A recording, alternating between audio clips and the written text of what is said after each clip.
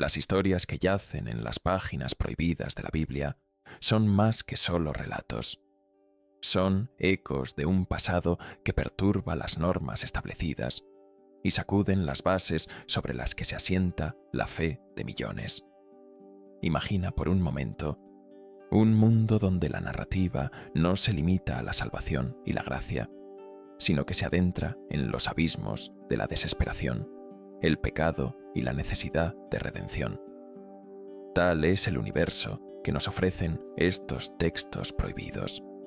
Estos relatos oscuros no solo trastocan nuestra comprensión del bien y del mal, sino que desnudan la mantenida dualidad de lo humano, empujando a los valientes que se atreven a explorarlos a un viaje de profundas implicaciones.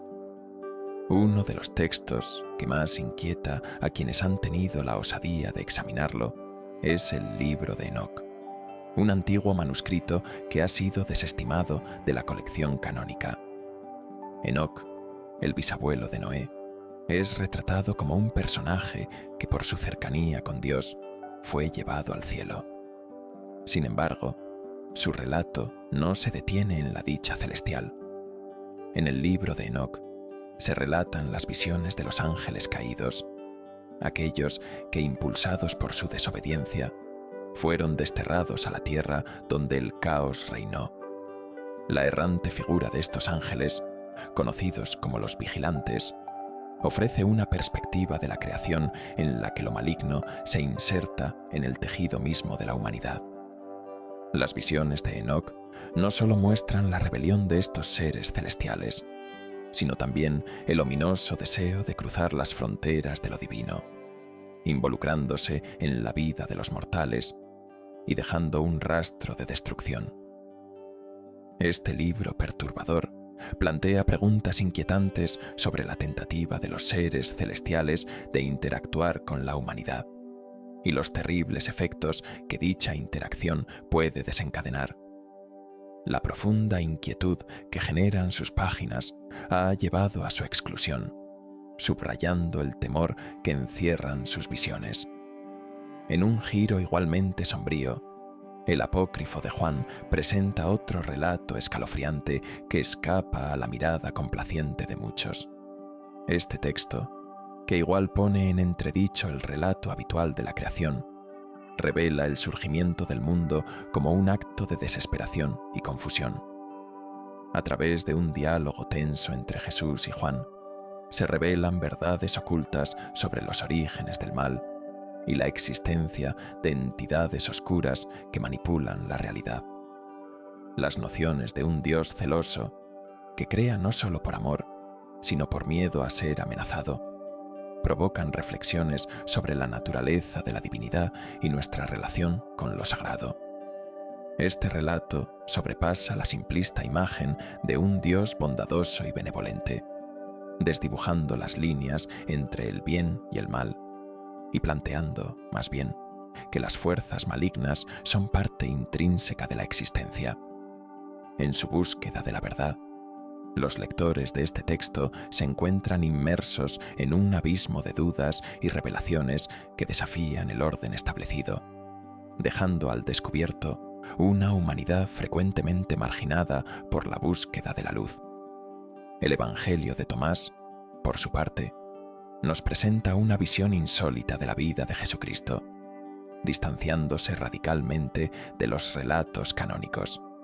En este Evangelio, Jesús emerge no solo como el Mesías, sino como un maestro de enseñanzas secretas, que revela significados ocultos a un puñado de privilegiados. Este enfoque provoca una crisis de fe para muchos, pues se sugieren verdades que han sido suprimidas por la tradición ortodoxa. Las palabras de Jesús vuelven a cortar como un cuchillo, exponiendo en su simplicidad la complejidad de la creencia. A medida que el individuo comienza a cuestionar lo que siempre le han enseñado, se adentra en una exploración personal que puede resultar perturbadora. La posibilidad de leer la espiritualidad desde un ángulo diferente, donde el camino hacia la comprensión no es necesario pasar por el tamiz del control eclesiástico, es un reto que que puede escandalizar a los tradicionales adherentes de la fe. El Evangelio de Tomás no solo provoca miedos, sino que también desafía la autoridad y la interpretación que durante siglos han cimentado la estructura de la creencia. Cada uno de estos textos, silenciados y rechazados por las organizaciones religiosas dominantes, atestigua una lucha por la verdad, cuya única misión parece ser la de desafiar los cimientos de la fe establecida. La presencia del miedo es innegable en la reacción de quienes deciden mantener bajo llave estos relatos. Aunque pueden considerarse simples historias, en ellos se destilan cuestionamientos que han resonado a lo largo de la historia. ¿Qué significa realmente creer? ¿Qué es lo divino y lo humano? Estos libros prohibidos son como espejos al resto del mundo. Reflejan nuestras ansias, nuestras luchas internas e incluso nuestros demonios, los que todos, de alguna manera, tratamos de ocultar. Así, nos hallamos en un complejo laberinto de creencias, donde seguir el hilo de la verdad puede llevarnos a lugares aterradores, pero, indudablemente, necesarios para la búsqueda auténtica de la comprensión. El libro de Enoc. A medida que nos adentramos en las páginas enigmáticas del libro de Enoc, es imperativo señalar la complejidad de su narrativa. Este antiguo escrito, que a menudo se presenta en un contexto de escepticismo, es mucho más que un simple relato de visiones. Las descripciones vívidas de Enoc sobre los ángeles caídos y las fuerzas oscuras que desafían a la autoridad divina revelan no solo una teología primitiva, sino también una visión del mundo que resuena con inquietantes preguntas sobre el libre albedrío y la justicia.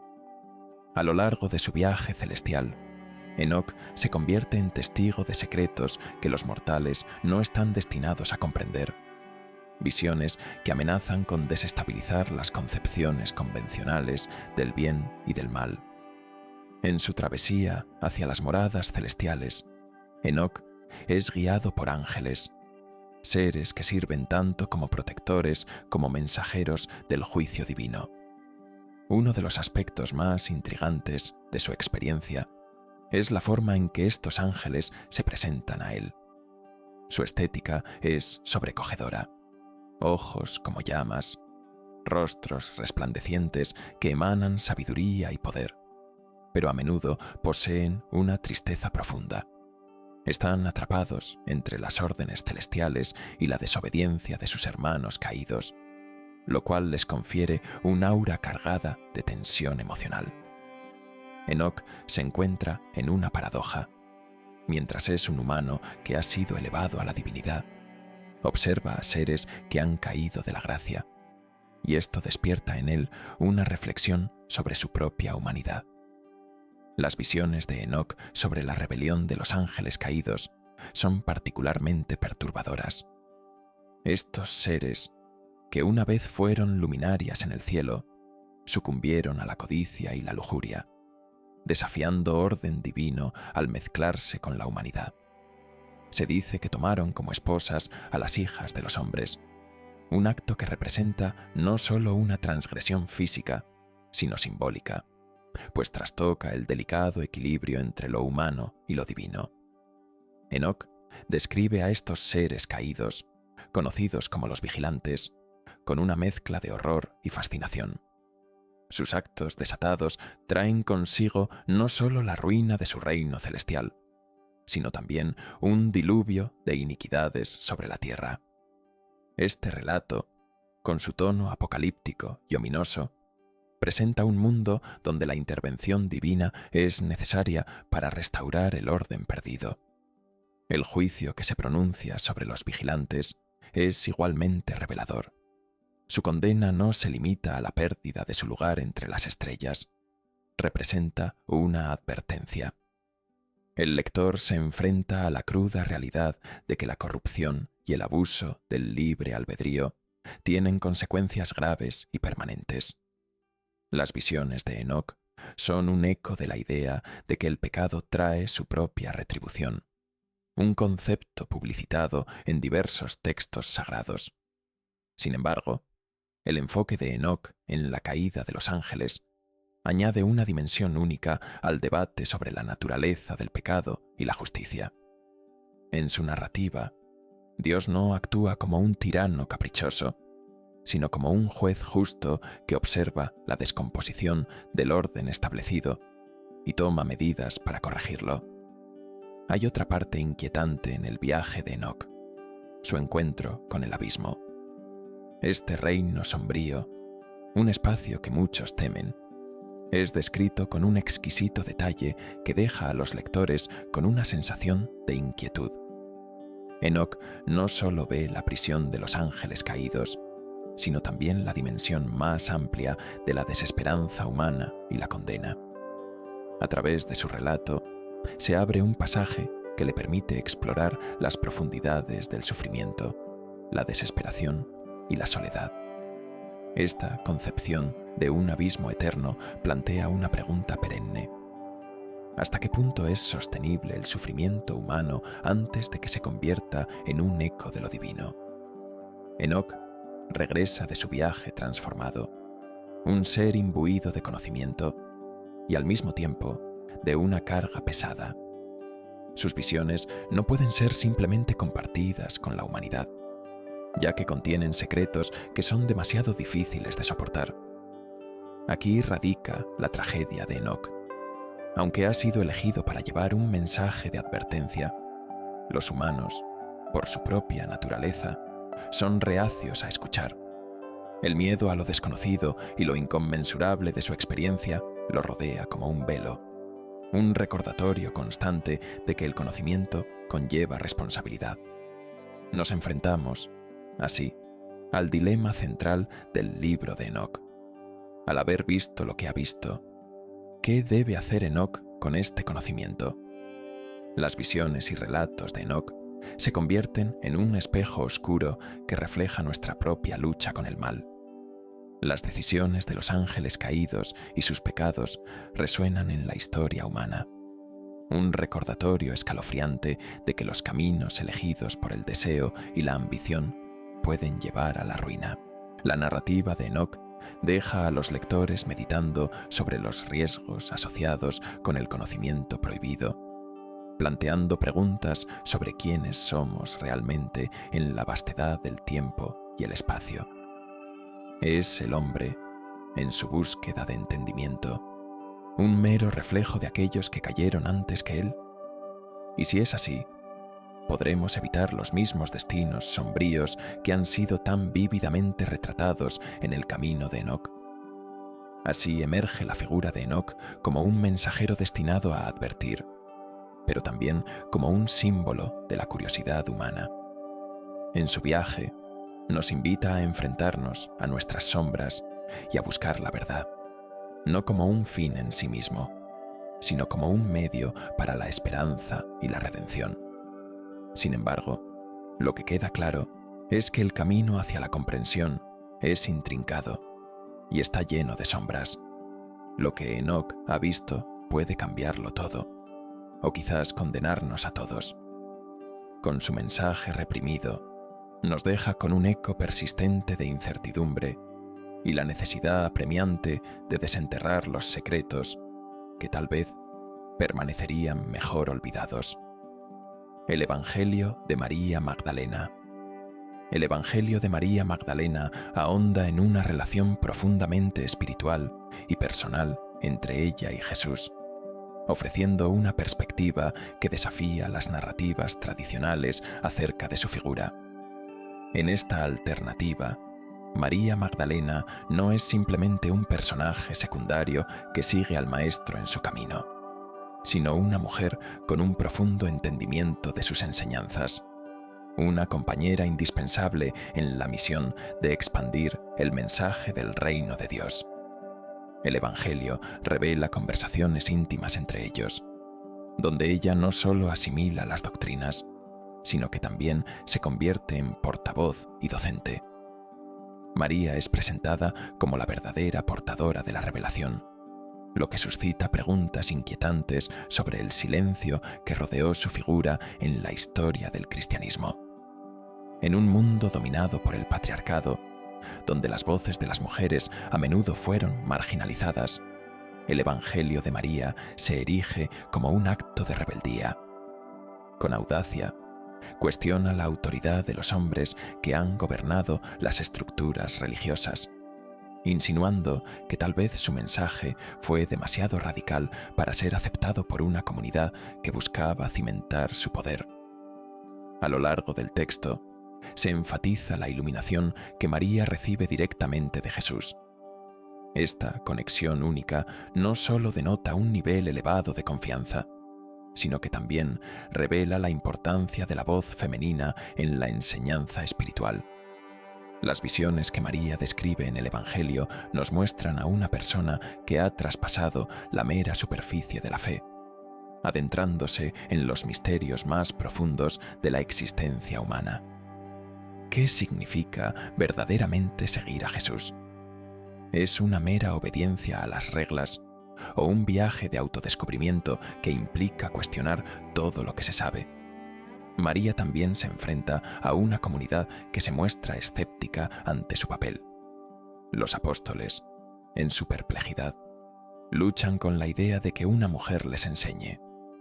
Este conflicto no es simplemente una lucha individual, sino un reflejo de la dinámica de género en el tiempo. Es una representación del miedo que exacerba el machismo de una iglesia primitiva. Los conceptos de autoridad y disciplina eran, para aquellos hombres, sinónimos de poder, y la inclusión de una mujer en posiciones de liderazgo amenazaba los fundamentos mismos de su estructura. Es importante considerar cómo la voz de María Magdalena y su proclama sobre el amor divino, el perdón y la redención se intersectan y desafían las doctrinas establecidas. Mientras los apóstoles abogan por un seguimiento más ciego de la ley y la tradición judía, María propone un entendimiento del amor que va más allá de las limitaciones humanas. Ella enseña que el verdadero conocimiento proviene de una relación personal y directa con lo divino. Esta enseñanza no solo empodera a aquellos que se sienten rechazados o menospreciados por la sociedad, sino que también tiene el potencial de subvertir el orden jerárquico que había comenzado a establecerse. La resistencia a su mensaje, sin embargo, no se limita a sus contemporáneos. A lo largo de los siglos, las interpretaciones de María y su verdadero papel han sido objeto de hostigamiento y distorsión. Una vez que se comenzó a estructurar la Iglesia como una entidad organizativa, la figura de María Magdalena fue relegada a un estatus de pecadora, despojando su papel fundamental y distorsionando su sabiduría. Esta transformación fue facilitada por una narrativa que deseaba preservar su propia autoridad, despojando a María de su voz y relevancia en la historia cristiana. Este intento de silenciar a María resuena con el principio del olvido de otras mujeres influyentes a lo largo de la historia del cristianismo. Las voces de mujeres que desafiaron establishment religioso y social se borraron, y sus contribuciones se han perdido en la bruma del tiempo.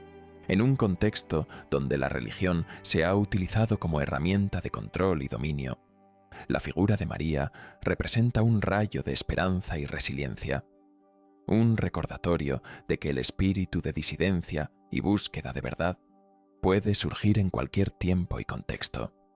La pregunta sigue en pie. ¿Por qué esta voz tuvo que ser silenciada? La respuesta se encuentra entretejida en una historia de poder, control y miedo a la transformación. A medida que las doctrinas y enseñanzas se formalizaban, la aceptación del Evangelio de María Magdalena presentaba un desafío no solo a las estructuras existentes, sino también a la noción misma de lo que significaba ser un seguidor de Cristo.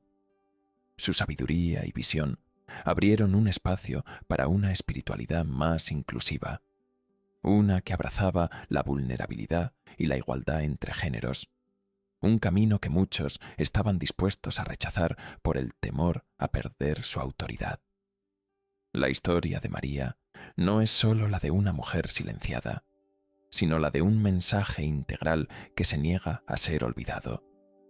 Su legado perdura en la memoria colectiva de quienes anhelan un retorno a una espiritualidad donde el amor, la compasión y la igualdad sean los pilares, y donde la voz de una mujer pueda finalmente ser escuchada. El Evangelio de Tomás.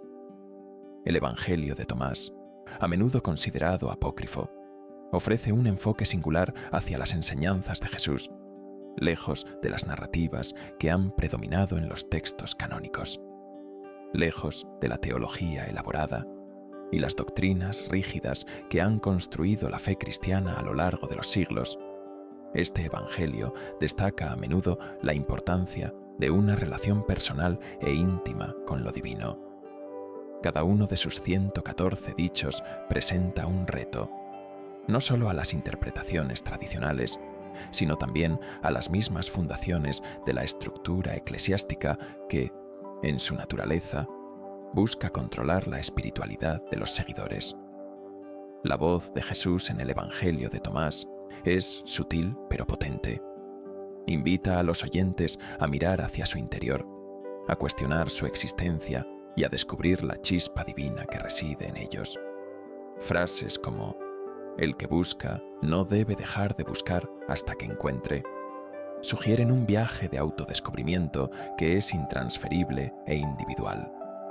Este camino hacia la realización personal contrasta con la enseñanza convencional que establece la autoridad de mediadores, ya sean pastores, sacerdotes o doctrinas, que se interponen entre el ser humano y su conexión con lo sagrado. Ese rasgo intrínsecamente subversivo es quizás la raíz del temor que ha rodeado a este texto. ¿Qué implicaría una comunidad capaz de acceder a la verdad de manera independiente y privada?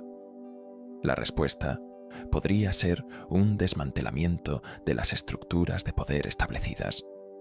Las instituciones religiosas, a lo largo de la historia, han encontrado conveniente mantener a los fieles en un estado de dependencia, donde sus dudas y necesidades espirituales se ven satisfechas únicamente a través de la mediación de la autoridad institucional. Este modelo de fe implica un proceso vertical, donde el conocimiento es inyectado desde arriba hacia abajo, mientras que el Evangelio de Tomás propone un modelo horizontal, donde cada individuo es un buscador y poseedor de la verdad. La censura hacia el Evangelio de Tomás no es, por tanto, solo un intento de silenciar una voz marginal, sino un esfuerzo consciente por controlar una narrativa que podría empoderar al individuo. Cuando la salvación se convierte en un asunto personal y no en uno que pase por la burocracia de la Iglesia, se hace evidente el poder disruptor de tales ideas. El Evangelio sugiere que la verdad es algo a ser experimentado y no simplemente aceptado, lo que transforma radicalmente la experiencia religiosa. Al interiorizar sus palabras, los seguidores comienzan a cuestionar la relevancia de las autoridades religiosas, abriendo así la puerta a una comprensión más profunda y personal del espíritu. Este desafío a la jerarquía y a la interpretación doctrinal no es un nuevo fenómeno, sino un hilo constante a lo largo de la historia espiritual humana. Cada vez que surge un nuevo pensamiento místico o filosofía de autoconocimiento, inevitablemente despierta la resistencia de aquellas instituciones que dependen de la uniformidad y el control de la fe. Al examinar la vida de personajes como los gnósticos o los místicos renacentistas, se observa un patrón.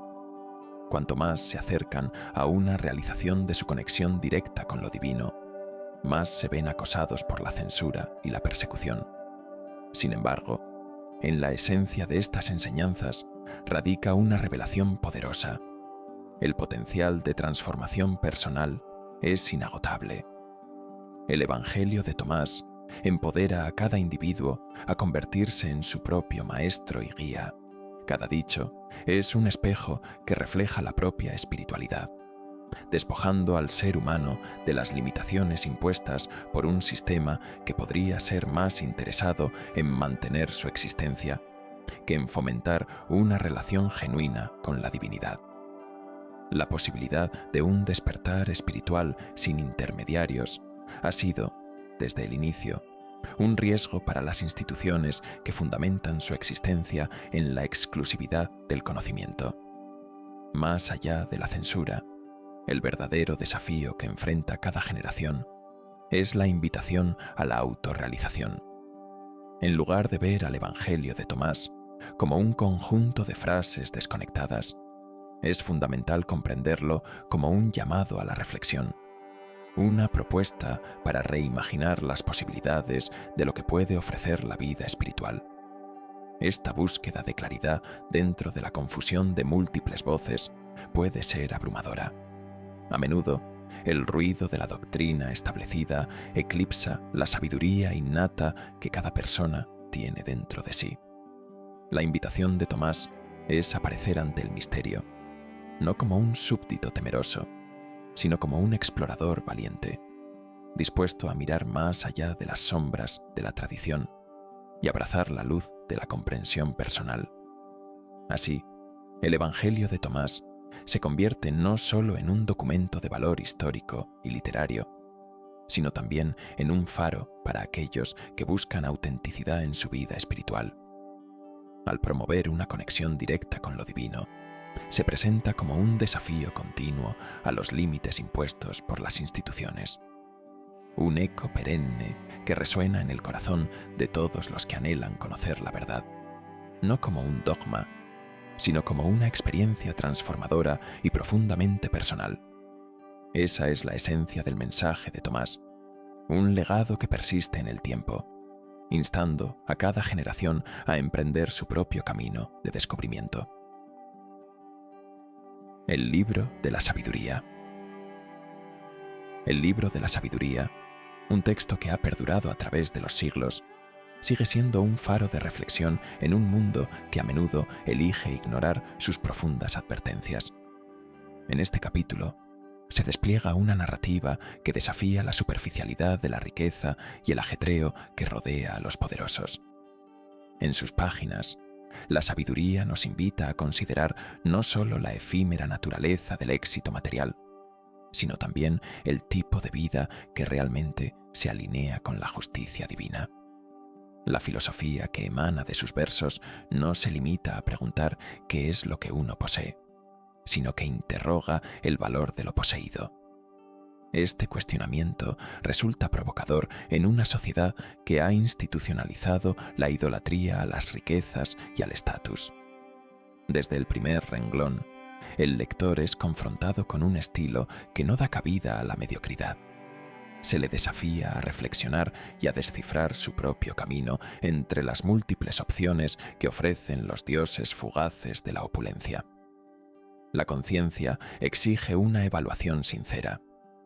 ¿Qué significa realmente ser justo en un mundo donde la desigualdad estruja a los vulnerables? A medida que se profundiza en su lectura, el libro de la sabiduría plantea un dilema moral inquietante. La situación de aquellos que, a pesar de su riqueza, sufren la ausencia de paz interior. La paz no se encuentra en la acumulación de bienes materiales, sino en la rectitud de las acciones y en el respeto a los valores que trascienden el mero interés individual. A través de esta travesía filosófica, el texto presenta a la justicia no como una abstracción, sino como una deidad que contempla las acciones humanas y responde con equidad, desmantelando el mito de que los poderosos siempre lograrán escapar de las consecuencias de sus actos. Es aquí donde la crítica resonante a la idolatría cobra fuerza. No se trata solo de adorar ídolos de madera o piedra, sino de reconocer que la idolatría también puede haberse infiltrado en la adoración de la riqueza, el poder y la fama. Estas deidades modernas tienden a desdibujar los verdaderos parámetros de la vida significativa. El texto se mueve con una elocuencia desafiante, al exponer cómo las pasiones desmedidas llevan al ser humano a un camino de destrucción, ahogando los valores que realmente deben guiar nuestra existencia. En este sentido, la opresión de las voces disidentes se convierte en un tema central. Al presentar la tierra dividida entre los que tienen y los que no tienen, el libro se convierte en un grito de alarma, un llamado a la responsabilidad colectiva. La prohibición de su lectura por parte de las instituciones es, en esencia, un intento de sofocar ese clamor, un intento desesperado de protegerse de la inevitable luz que arrojará sobre la corrupción y la injusticia presentes en la sociedad. A medida que se despliegan las verdades ocultas de la existencia humana, la perspectiva dual entre el sufrimiento de los justos y el desenfreno de los injustos se hace evidente, mostrando una vez más cómo la justicia divina no solo es una aspiración, sino una promesa contenida en el tejido mismo del universo. La ley del karma, si se quiere, se desliza sutilmente a lo largo de sus páginas, recordándonos que aunque el tiempo puede parecer un aliado del opresor, la ve la verdad cristalinamente a través de la historia y la reflexión. Durante la lectura, uno podría soñarse a sí mismo como un observador en un banquete donde los poderosos disfrutan de los excesos, ajenos al sufrimiento de quienes yacen a sus pies. Cada actividad superficial se estudia bajo el escrutinio de la sabiduría, que no se conforma con la mera contemplación, sino que alienta la acción hacia un propósito mayor. El fin último no es simplemente la crítica, sino la invitación a construir una sociedad más justa, donde los valores excedan a los deseos mundanos y donde cada persona se vea como parte de un todo interconectado. Los opulentos que han erigido sus catedrales sobre el sufrimiento de otros sueñan a menudo con la inmortalidad. No obstante, el libro de la sabiduría resalta que su legado será un eco vacío, a menos que se funda en la justicia. Con un estilo profundamente resonante, proclama que las decisiones tomadas en el presente moldean las generaciones futuras. Esa es la esencia de la verdadera justicia divina, el eterno equilibrio que se busca en la vida. Así, en el giro final de este capítulo, la lectura del libro de la sabiduría se transforma de una experiencia pasiva a un llamado a la acción. A través de su lucha intrínseca contra la idolatría y la opresión, el texto urge a cada individuo a tomar un papel en la creación de un mundo donde la sabiduría persista por encima del ruido y el desasosiego provocados por la arrogancia de unos pocos. Estos ecoenigmas desafían a viejas y nuevas clases de opresores, ambos sustentados en pasiones efímeras, recordando a la humanidad que su mayor gloria reside no en lo que se posee, sino en la manera en que se vive. Los hechos de Pablo y Tecla. En el marco de la antigua Siria, una sociedad tejida por la tradición y las expectativas, Tecla se presentó como una figura vibrante que reflejaba tanto la luz de la fe como la rebelión contra los patrones de comportamiento impuestos.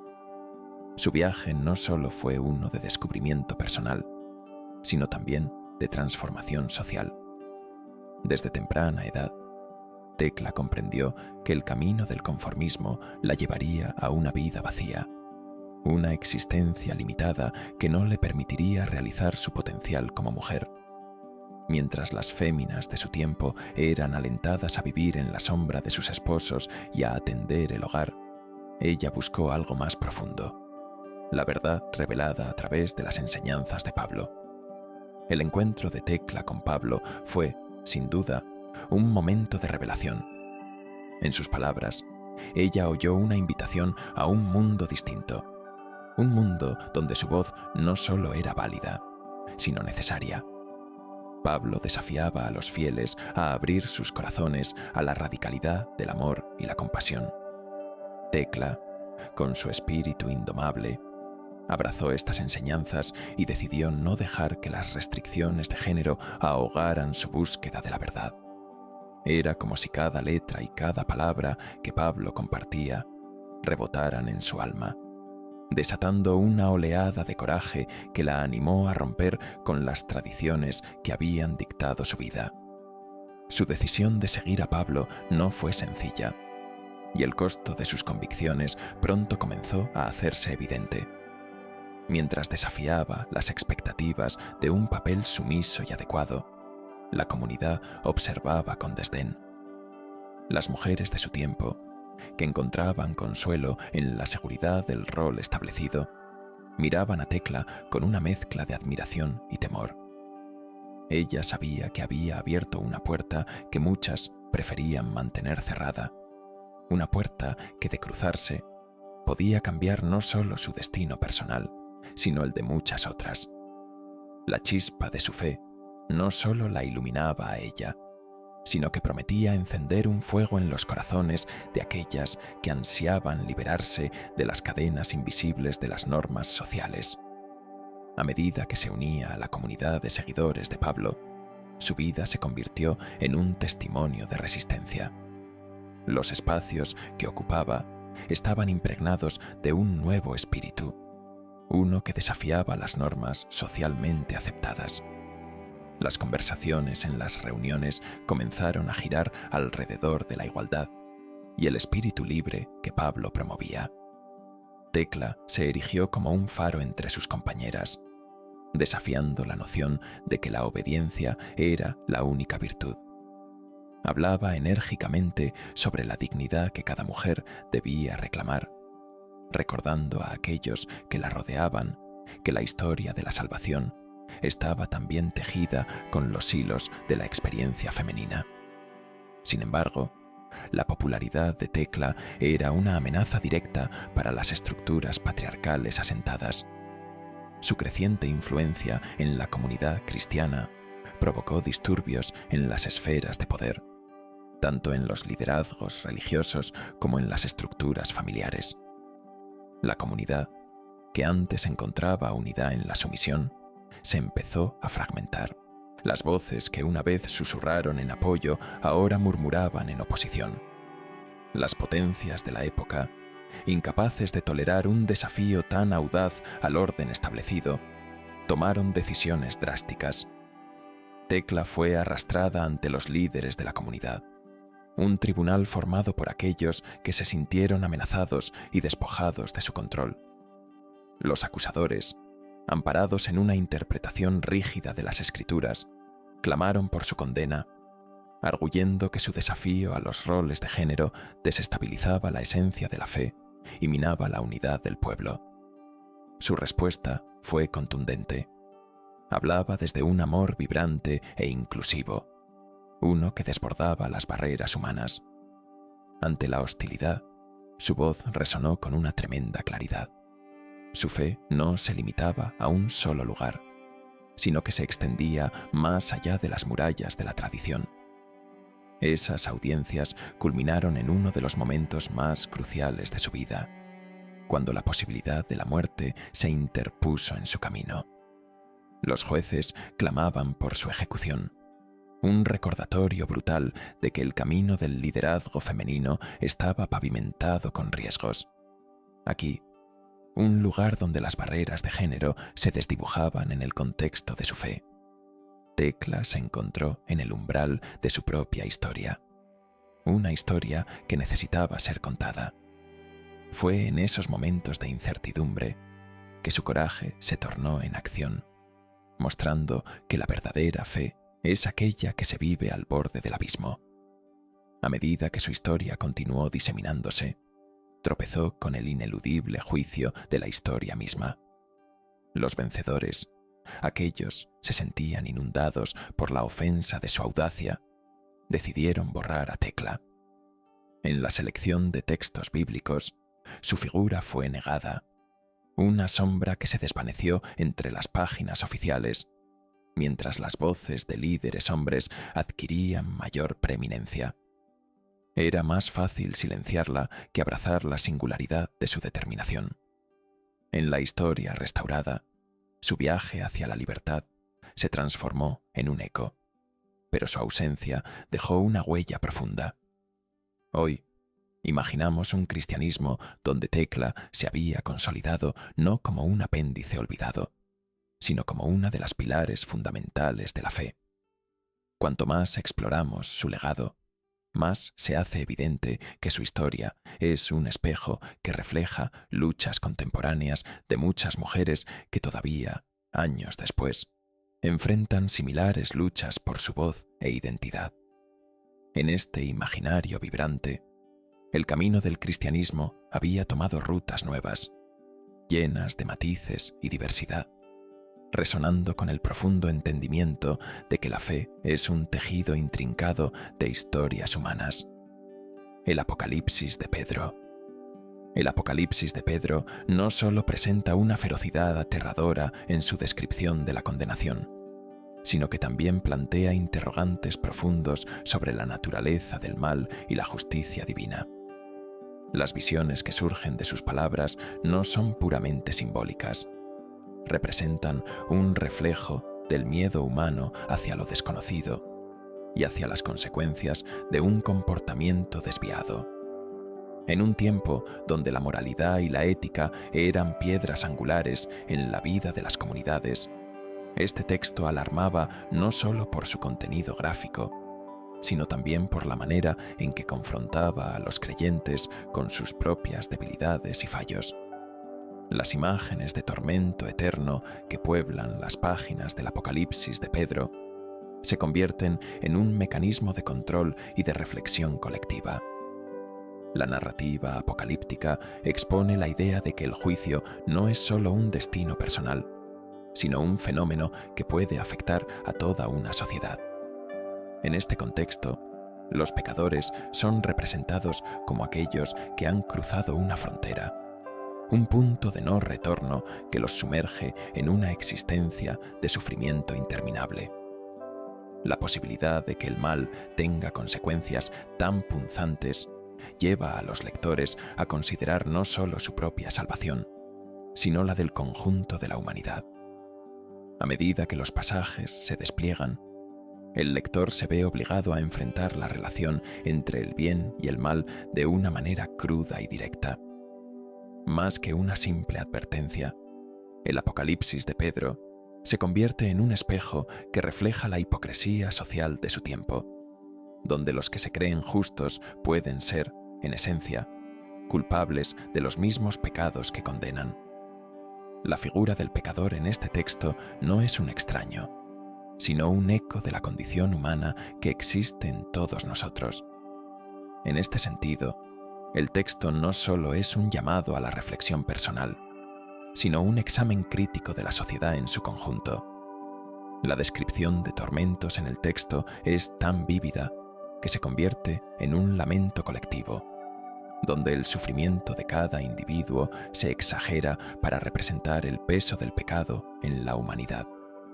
Esta visión del castigo eterno no es solo un castigo individual, sino que se comprende como un castigo de la sociedad misma.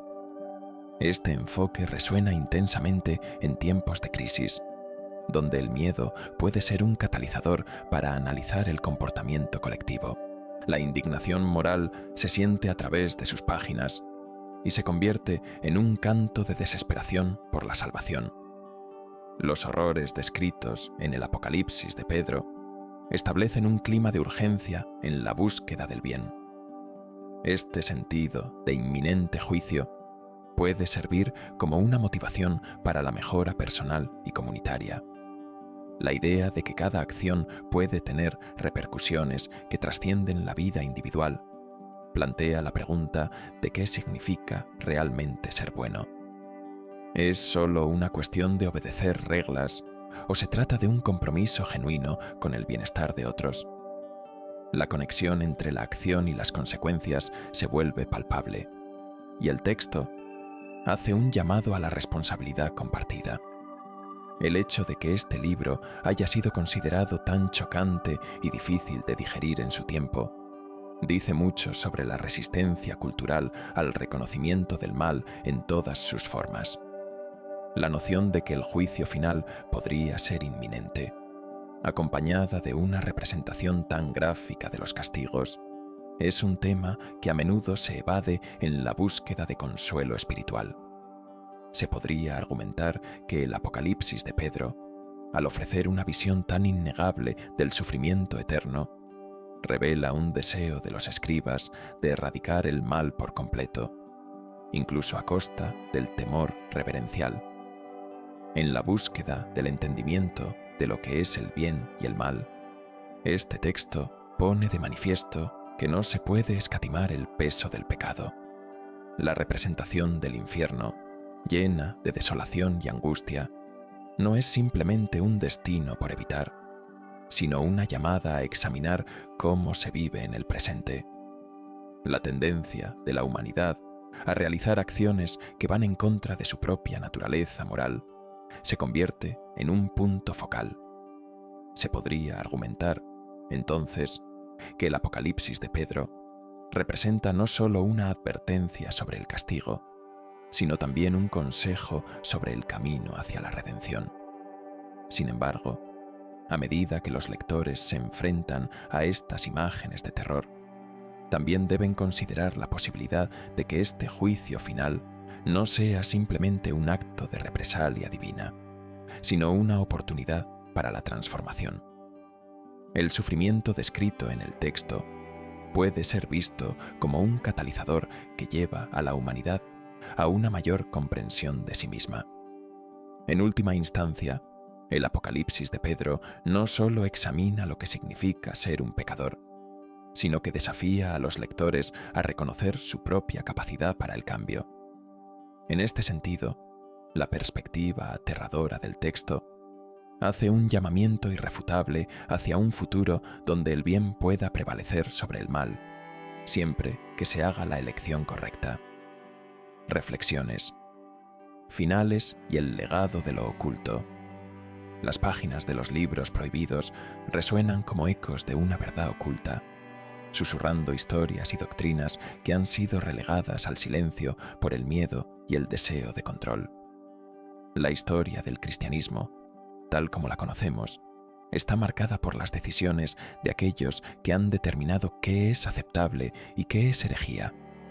Pero más allá de las palabras impresas, detrás de cada libro prohibido, hay una resistencia a la homogeneidad del pensamiento. Estos textos no solo desafían las narrativas dominantes, sino que también nos invitan a reflexionar sobre el impacto de su exclusión en nuestra comprensión de Dios, de la espiritualidad y de lo que significa ser humano. Se puede imaginar el clima de paranoia que existía entre los líderes de la Iglesia primitiva, quienes luchaban por unificado control sobre la creciente diversidad de creencias que emergía de las comunidades cristianas. En un mundo donde el pensamiento heterodoxo era interpretado como una amenaza, cada manuscrito considerado peligroso era meticulosamente censurado o destruido. Así, textos como el Evangelio de Tomás o el Evangelio de María no solo fueron relegados a la sombra, su existencia misma se convirtió en un desafío directo a la autoridad de los dogmas establecidos. Los relatos encontrados en estos textos ofrecen una visión del cristianismo como un movimiento vibrante y multifacético. La diversidad de pensamiento que exhiben es un recordatorio de que, en sus orígenes, el cristianismo no era un monolito, sino un caleidoscopio de ideas, prácticas y experiencias. Cada autor tenía algo que aportar, un matiz que enriquecería la conversación sobre la vida de Cristo, su mensaje y su significado. Quienes se consideraban guardianes de la fe intentaron silenciar estas voces para establecer una narrativa uniforme, convencidos de que eliminar la disidencia era esencial para preservar la esencia del cristianismo. Sin embargo, el legado de estos textos prohibidos se siente todavía en las prácticas contemporáneas de fe. La lucha interna dentro del cristianismo sobre qué significa realmente seguir a Cristo sigue siendo relevante. Existen comunidades que abogan por una interpretación inclusiva del mensaje cristiano, buscando no solo a Dios dentro de un conjunto restrictivo de creencias, sino también en la diversidad de pensamientos que enriquecen la experiencia espiritual. El análisis de estos libros nos empuja a reevaluar las experiencias y perspectivas que han sido descartadas. Nos desafía a abrir nuestras mentes a la idea de que la fe puede ser tanto un viaje individual como colectivo, uno que puede incluir y honrar diversas voces en lugar de marginalizarlas. Las implicaciones de la exclusión de estos textos no son simples. Cuando un libro es declarado prohibido, la historia de su contenido y su significado se convierte en un proceso de olvido forzado. Esta negación de la diversidad de perspectivas puede llevar a miedo y a la creación de dogmas rígidos que limitan la capacidad del creyente moderno de cuestionar y explorar su propia espiritualidad. Las narrativas que han llegado a dominar la conciencia colectiva, a menudo, no solo distorsionan la historia del cristianismo, sino que también empobrecen la comprensión del individuo sobre la complejidad de la vida espiritual. Al examinar los libros prohibidos, llegamos al corazón de una lucha más amplia entre el poder y la libertad espiritual. Nos empujan a cuestionar cuánto de lo que aceptamos como verdad ha sido moldeado por un proceso de eliminación y control. Todos los líderes religiosos que accedieron a la capacidad de definir la ortodoxia sabían que el miedo a lo desconocido podría ser su mejor aliado. Sin embargo, al mismo tiempo, su esfuerzo de oscurecer estas voces ha tenido un efecto inverso, avivando el interés por descubrir lo que ha sido oculto. Este proceso de iluminación es el que empodera a los grupos que luchan por la auténtica representación de la fe en la sociedad contemporánea. La exploración de textos prohibidos ha dado lugar a un renacer de la espiritualidad que no teme a la diversidad de pensamiento, sino que la abraza como un camino hacia una comprensión más rica de lo divino.